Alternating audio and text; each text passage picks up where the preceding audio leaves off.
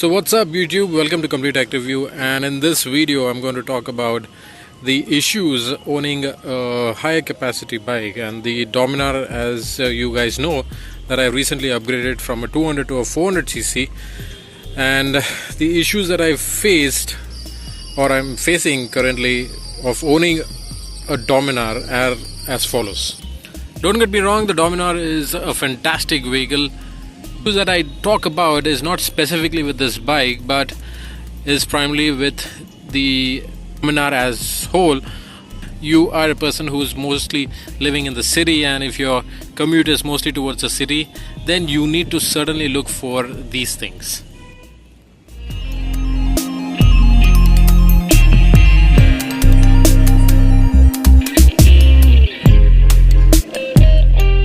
So to start off, the first one would certainly be the engine and the gearing.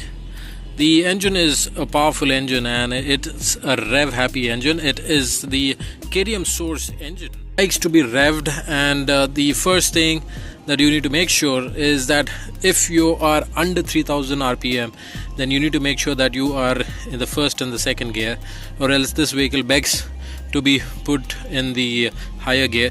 The reason for that is that because the cubic capacity is more, the weight is more, and gearing is slotted like that it is primarily for touring. But if you are in the city and if you're doing 30 or 40 kilometers per hour, then the speed or the gear in which that you need to be would be in the first, second, or max third gear. The second issue would certainly be on the suspension front. The Dominar is more for touring, and hence the suspension is more on the stiffer side. If you are in the city, and yes, in the city you get to experience a lot of bad roads, the suspension duties for both front and back are on the hard side, and luckily the seat cushioning and the seat itself is on the wider side, so that could be a sort of relief. But suspension, the rear one and as well as the front suspension, are on the stiffer side. The other issue that you will experience is the weight. The Dominar is on the heavier side.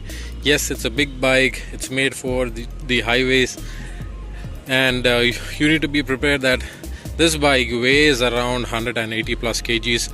So maneuvering in the city is on the exhausting side, and especially when you are at a halt and you want to take your vehicle back, then you need to put some effort because the Dominar is heavy. And the final issue that I have, especially for this bike, is that the previous owner had lost the service manual, and because of which the first 2 or 3 servicings which are provided free were charged to me, almost around 800 to 900 rupees of cost. So you need to make sure that when you are owning a Dominar, or when you're owning a second-hand Dominar, you need to make sure that you need to have the service manual for sure.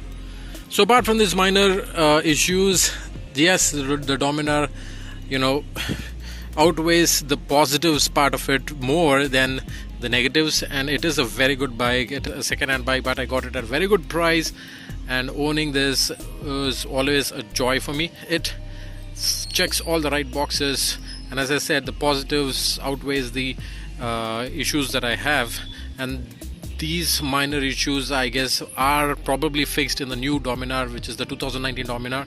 And that's what I wanted to say. I hope you found this video informative, and if you do end up liking this video, please like and subscribe to my channel. This is Kevin signing off. Bye bye.